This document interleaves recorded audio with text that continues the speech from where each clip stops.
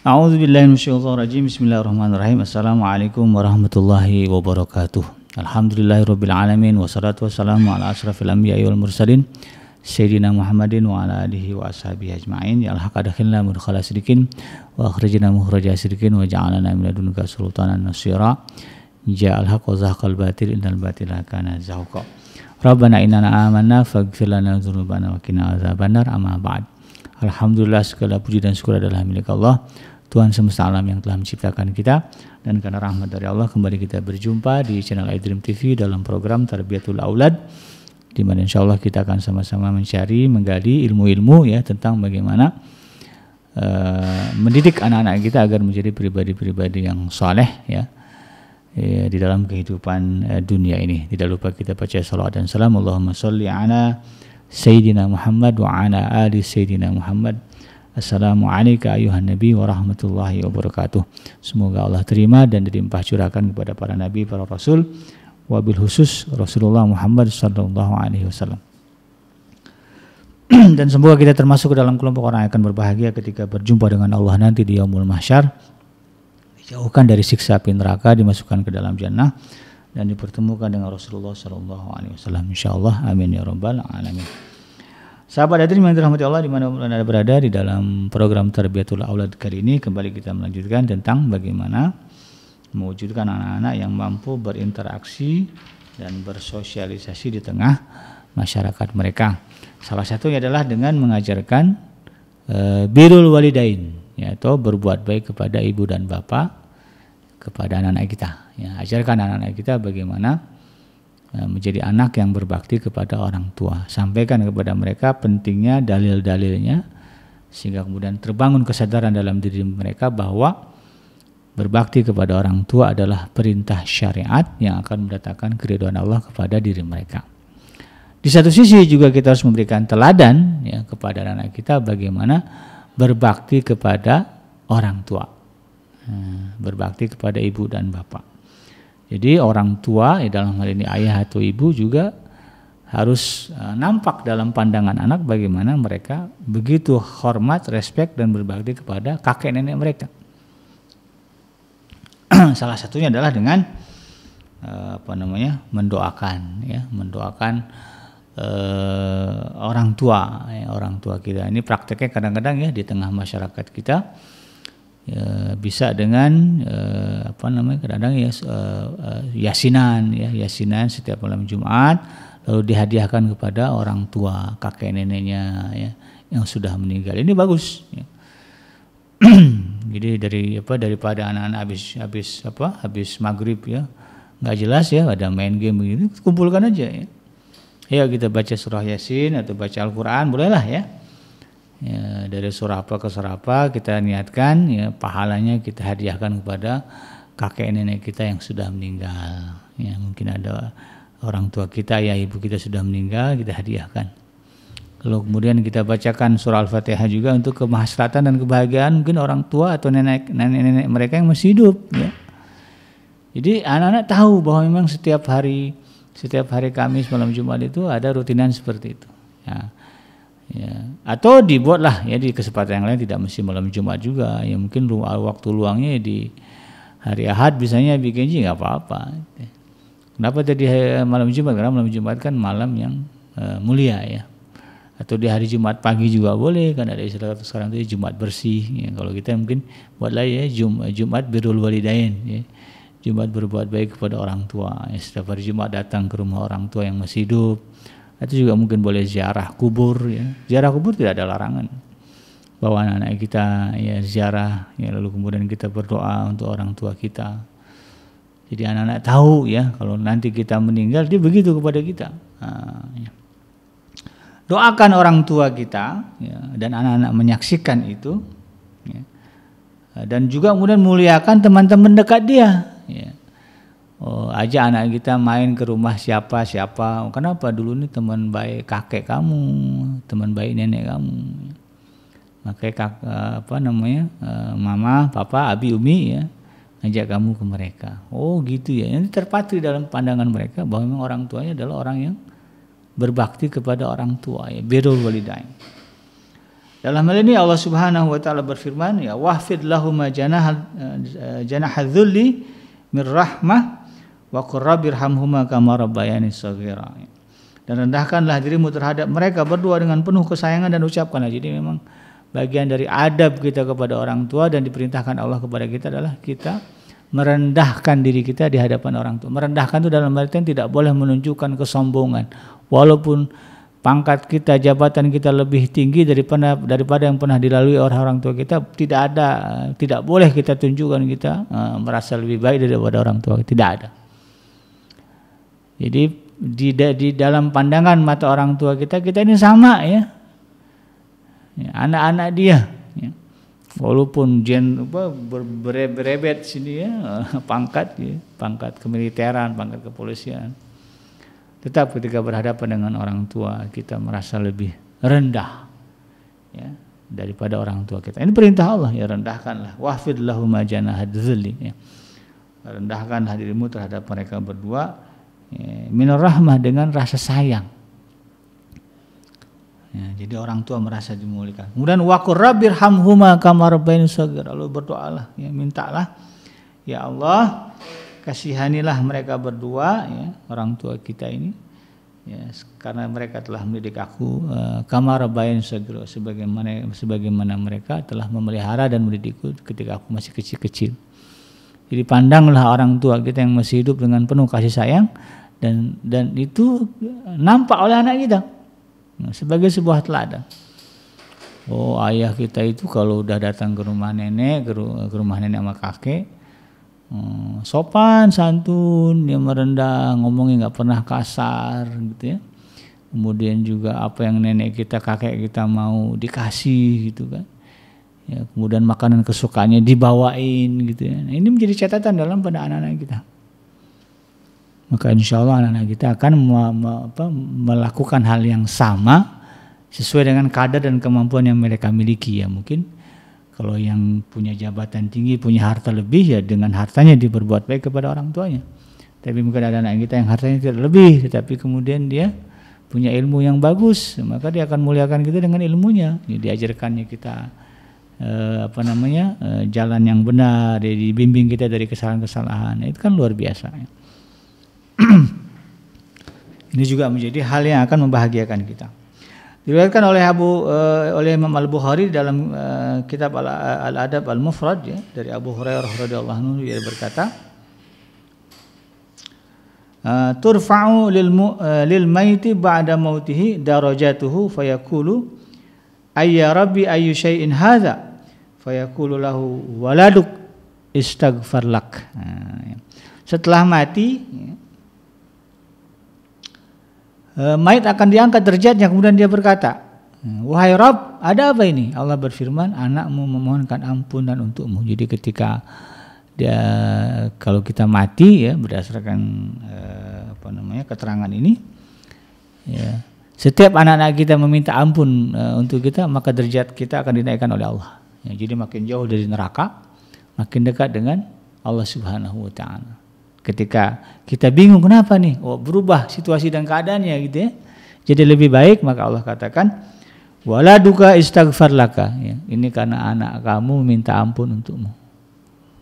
Jadi kalau kita pengen anak kita ini nanti memintakan ampun untuk kita, contohkan itu. Kita berdoa juga untuk orang tua kita, anak-anak kita tahu. Maka insya Allah anak-anak kita akan mendoakan kita dengan cara yang sama. Kemudian Rasulullah SAW ya, di dalam banyak situasi dan kondisi ya, juga ya mencontohkan kepada para sahabat bagaimana pentingnya ya untuk kemudian bersikap baik ya, atau beradab ya, mendoakan ya, itu juga mempergauli ya orang tua kita, mereka dengan cara yang baik. Diriwayatkan oleh Abu Daud dan Ibnu Majah dari Al-Hakim dari Malik bin Rabi'ah, ia berkata, tatkala kami berada di samping Nabi, tiba-tiba datang seorang laki-laki dari Bani Salamah kemudian berkata, wahai Rasulullah, apakah masih ada kebaikan yang bisa aku lakukan untuk kedua orang tuaku sepeninggalnya? Nabi kemudian menjawab, ya ada.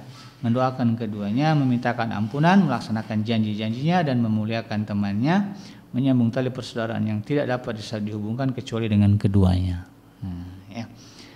Abdullah bin Umar memberikan kita permisalan yang baik tentang sifat anak yang soleh dan berbakti. Diriwayatkan oleh Imam Muslim di dalam kitab Sahihnya dari Abdullah bin Dinar, ia berkata, seorang laki-laki bertemu dengan Abdullah bin Umar di jalan kota Mekah. Abdullah mengucapkan salam kemudian memboncengnya di atas keledainya. Abdullah memakaikan sorban yang ia kenakan kepada laki-laki tersebut. Ibnu Dinar berkomentar, kami katakan kepadanya, semoga Allah memperbaiki Anda. Sesungguhnya mereka itu orang-orang Arab dan mereka mencintai kemudahan. Abdullah berkata, sesungguhnya ayah orang ini adalah orang yang disenangi oleh Umar bin Khattab, dan sungguh aku mendengar Nabi SAW bersabda, Inna abral birri silatur rajuli ahlu wuddi abih. Ya. Sesungguhnya sebaik-baik kebajikan seseorang adalah menyambung teman setia ayahnya. Jadi Sayyidina Abdullah bin Umar ya, sampai melakukan itu. Ketika ketemu dengan orang yang disenangi oleh ayahnya, beliau begitu hormat, ya diboncengnya naik keledai, dipakaikan serban yang beliau miliki. Ketika orang tanya, kenapa? Ini adalah orang yang dulu disenangi oleh ayah saya. Dalam Majmu' Az-Zawaid disebutkan dari Anas bin Malik bahwa Rasulullah SAW pernah bersabda, minal birri antasila sadiq abik. Ya, dan termasuk dalam kebajikan adalah menyambung hubungan dengan teman-teman bapakmu. Wah, jadi ini kadang-kadang kita ya, karena kesibukan ya kadang-kadang kita abaikan ini. Nah, inilah kita coba pelan-pelan ya kita benahi dalam kehidupan kita. Ya, kita cek lagi dulu bapak kita, ya, temannya siapa aja, ya, ibu kita, teman ngajinya siapa aja. Kalau dia masih hidup, nah, orang tua kita sudah meninggal, maka kita yang kemudian menyambung kebaikan-kebaikan itu kepada orang-orang yang pernah menjadi teman baik orang tua kita. Dan kemudian dalam hal ini juga kita teladankan, kita contohkan kepada anak kita bagaimana ya, bersikap lemah lembut kepada ibu. Porsinya lebih besar daripada kepada bapak. Jadi artinya dalam Islam itu kan ada penegasan bahwa mendahulukan bakti kepada ibu itu lebih besar ya daripada kepada ayah.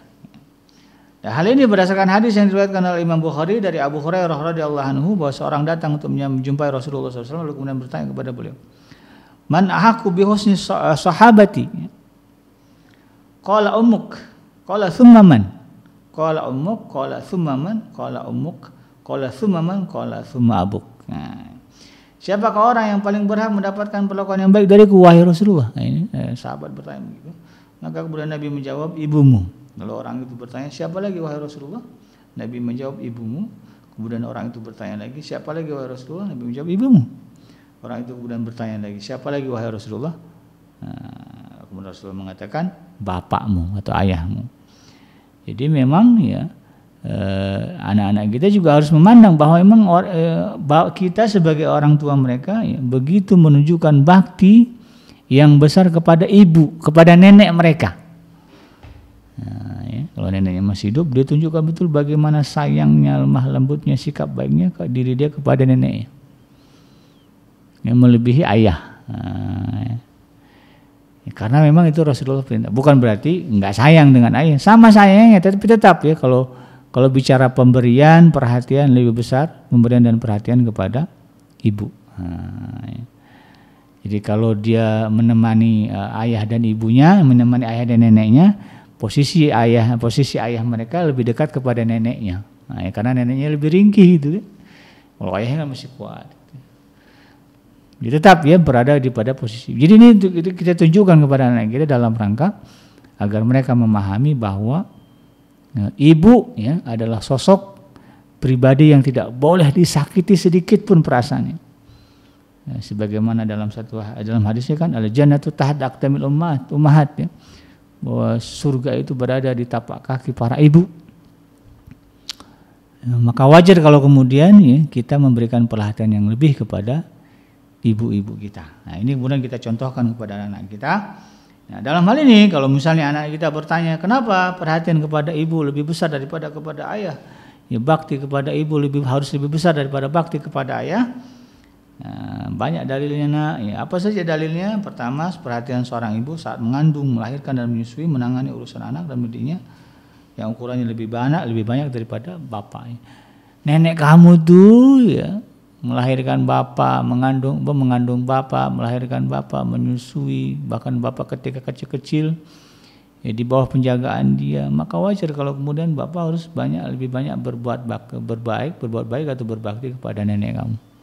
Kamu juga tuh, ya, kamu nih dikandung oleh ibu kamu, ya, dilahirkan ya dari ibu kamu, kemudian dibesarkan dengan susu ibu kamu. Ya, ketika kamu kecil nggak pernah dia tinggalkan kamu, kemana-mana digendong, dibawa. Maka tidak ada peluang sedikit pun bagi kamu, tidak boleh sedikit pun kamu menyakiti perasaan ibu kamu. Jadilah anak yang berbakti kepada ibu kamu dengan situasi dan kondisi apapun. Ini dia kita ajarkan kepada anak mereka. Karena itu memang sebagaimana Allah perintahkan di dalam surah Luqman ayat yang ke-14, wasainal insana biwalidayhi hamalathu ummuhu wahnan ala wahnin wa fisaluhu fi amaini aniskur li waliwalidayka ilayal masir. Dan kami perintahkan kepada manusia berbuat baik kepada kedua orang ibu bapaknya. Porsinya setara itu. Jadi tetap namanya birrul walidain, kita harus berbuat baik kepada ayah dan ibu. Tapi kemudian Allah melebihkan ibu dengan kalimat ya hamalathu ummuhu wahnan ala wahnin. Ibunya telah mengandungnya dalam keadaan yang lemah yang bertambah-tambah. Wa fisaluhu fi amain, ya, dan kemudian menyapisnya setelah menyusuinya selama 2 tahun. Maka atas itu kemudian Allah katakan aniskulli wali walidayka ilayal masir, ya, bersyukurlah kepadaku dan kedua orang ibu bapakmu dan hanya kepadakulah kembalimu. Jadi kita termasuk hamba yang bersyukur kepada Allah kalau kemudian kita berbakti kepada orang tua. Nah, kita syukuri nikmat Allah karena telah melahirkan kita ke alam dunia, ya, diberikannya kita pendidikan yang baik, dan itu semua jalannya syariatnya dari ayah dan ibu kita.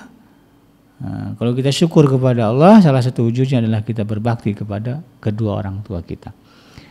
Nah, makanya di hadis yang lain sebutkan ridallah fi ridal walidain wa suhtullah fi suhtir walidain.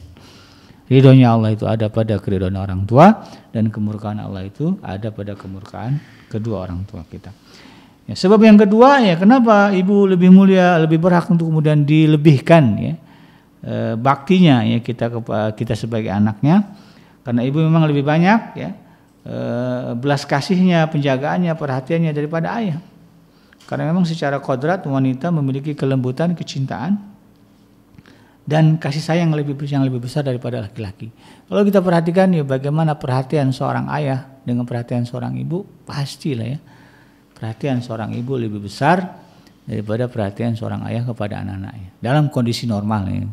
Kalau nggak normal beda ceritanya, karena ada juga orang ibu-ibu yang kemudian tega menyakiti, membunuh bahkan ada ya. Itu kan karena situasinya nggak normal. Nah, ini kemudian kita harus pahami.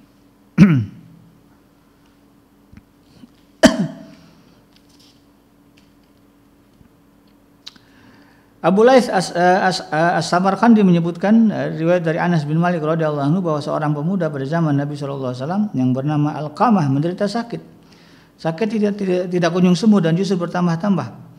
Lalu kemudian dikatakan kepadanya, ucapkanlah la ilaha illallah, namun lisannya tidak mampu bergerak. Kemudian kejadian ini disampaikan kepada Nabi, maka beliau kemudian bertanya, apakah ia masih mempunyai kedua orang tua? Dijawabnya, ayahnya telah meninggal, sedangkan ibunya telah tua. Kemudian beliau mengutus seseorang agar memanggil ibunya. Ketika sudah tiba, beliau menanyakan keadaan sebenarnya kepada ibu tersebut. Maka sang ibu menjawab, wahai Rasulullah, ia menunaikan salat begini dan begitu, melaksanakan puasa ini dan itu, menyedekahkan banyak uang yang kami tidak tahu berat dan nilainya. Lalu kemudian bertanya lagi, bagaimana hubunganmu dengannya? Sang ibu menjawab, wahai Rasulullah, aku benar-benar sangat marah kepadanya. Beliau bertanya, mengapa demikian? Sang ibu menjawab, dia telah mementingkan istrinya daripada aku. Ya. Dan menaatinya dalam segala hal. Kemudian beliau bersabda, kemarahan ibunya telah menghalangi untuk mengucapkan kalimat la ilaha illallah. Kemudian beliau bersabda, wahai Bilal, pergilah dan kumpulkanlah kayu bakar yang banyak, aku akan membakarnya dengan api. Mendengar sabda itu, sang ibu pun berkata, wahai Rasulullah, dialah anak dan buah hatiku. Apakah engkau akan membakarnya di hadapanku? Bagaimana mungkin hatiku kuat menyaksikannya? Maka Nabi bersabda, apakah engkau senang jika Allah mengampuninya? Bila benar, ridhoilah dia demi zat yang jiwaku berada di tangannya, bahwa salat dan sedekahnya tidak ada manfaatnya selama engkau marah kepadanya. Kemudian wanita itu mengangkat tangannya seraya berkata, aku bersaksi kepada Allah dan kepadamu siapa saja yang hadir bahwasanya aku telah memaafkannya. Nabi bersabda, wahai Bilal, pergilah dan lihatlah apakah Alqamah bisa mengucapkan kalimat la ilaha illallah. Bisa jadi ibunya mengucapkannya hanya lantaran malu kepada Rasulullah. Maka Bilal pun pergi dan ketika ia tiba di depan pintu rumah Alqamah, ia mendengar ucapan la ilaha illallah. Alqamah meninggal pada hari itu, kemudian dikuburkan dan dikafani. Nabi pun menyolatkannya. Setelah dikuburkan, beliau berdiri di pinggir kuburnya seraya bersabda, wahai kaum Muhajirin dan Ansar, siapa yang lebih mendahulukan urusan istrinya daripada ibunya, ia akan dilaknat Allah dan tidak akan diterima tobat dan tebusan apapun darinya. Sebagian ulama yang menyebutkan bahwa hadis ini adalah hadis maudhu, ya. Ya, disebutkan Al-Baihaqi, Asy-Syu'bah, Ibnul Jauzi, ya, Az-Zahabi, ya, juga menyebutkan bahwa hadis ini maudhu, ya. Nah, tapi berdasarkan gambaran hadis tersebut, ya, ini juga menjadi sebuah harus menjadi sebuah motivasi bagi kita untuk kemudian mengutamakan adab, ya, kelemah lembutan, kebaikan kepada ibu kita, ya. Jadi jangan sampai kemudian orang ibu kita terutama merasa kita lebih mengutamakan istri. Nah, jadi dibuat dah di setting, ya, bagaimana kita sebagai anak mampu meluruskan, ya, pemahaman ibu kita yang mungkin salah, ya. Misalnya udah datang jarang ke sini, bukan apa-apa gitu kan. Itu lagi pada sibuk gitu kan, istri juga sibuk, jadi nggak bisa datang ke sini juga itu kan. Karena ini ada itu yang ujung-ujungnya nanti insya Allah ini bisa membahagiakan ibu. Buatlah, ya, cerita gimana supaya kemudian tidak ada kecemburuan atau tidak ada perasaan yang kemudian muncul di hati ibu kita terhadap istri kita.